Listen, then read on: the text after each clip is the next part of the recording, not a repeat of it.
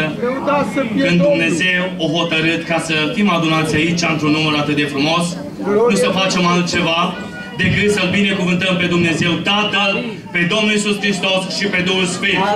Facă ca aminul dumneavoastră să se audă în această seară în ceruri, să trimită Dumnezeu în această seară vremuri de înviorare, să ridice Dumnezeu biserica într-o stare după voia lui Dumnezeu, slăvit să fie El. Omul lui Dumnezeu David, când s-a aflat într-o situație dificilă, a ajuns până la marginea pământului. Și noi în această seară am ajuns de multe ori ca să strigăm după ajutor. Avem nevoie de Dumnezeu? Slăvit să fie numele Domnului. Domnul Dumnezeu spune: ascultă, Dumnezeule, strigătele mele. Vreți să ne asculte Domnul în această seară? Să fim prezenți aici, în prezența lui Dumnezeu. Dar știți cum? Nu oricum. Aceasta este seara pe care o pregătit-o Dumnezeu. Nu o pregătit-o frații.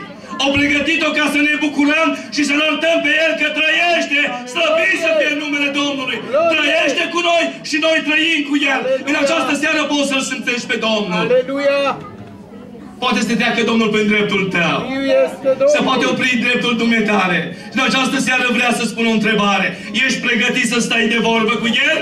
Ești pregătit să spui: Doamne, vreau să mă ating de Tine în această seară. Vreau să fiu eliberat și în această seară mă rog Domnului ca Duhul Sfânt să-și facă prezența. Și orice duc de împotrivire, în numele Lui Iisus Hristos, să iasă afară. Și aici să fie prezent Duhul Sfânt. Haideți să ne ridicăm înaintea Domnului.